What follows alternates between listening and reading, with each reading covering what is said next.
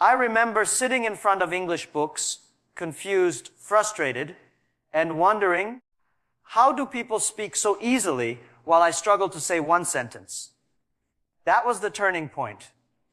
The day I realized that real learning doesn't start in a classroom, it starts in your mindset. When I look back at how I improved my English without coaching, it wasn't a story of talent or luck. It was a journey of persistence, frustration, and small victories that slowly added up. I wasn't born with confidence. In fact, I used to freeze whenever someone spoke English to me. My tongue would get heavy, my mind would go blank, and I'd walk away feeling embarrassed. There were moments I thought maybe English just wasn't for me. Maybe it was something only smart or rich people could master. But deep down, I knew one thing.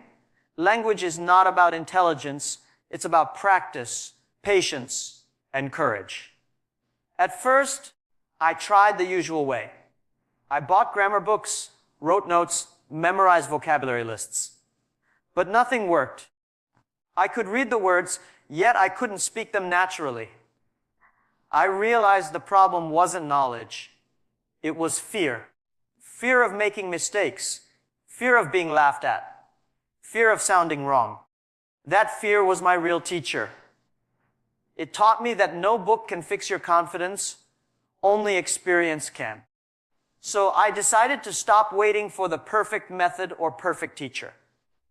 I told myself, if I can afford coaching, I'll become my own coach. That single thought changed everything.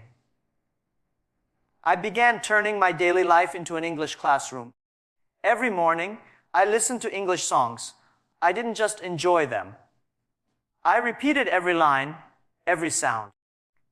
I tried to imitate the singer's tone and accent, not to sound foreign, but to train my ear. I started watching interviews of people who spoke confidently. I studied their expressions, how they used pauses, how they smiled even when they made mistakes. Then, I did something most people are afraid to do. I started talking to myself. I would look in the mirror and describe my day in English. Sometimes I made no sense. Sometimes I couldn't find the right words, but I kept going.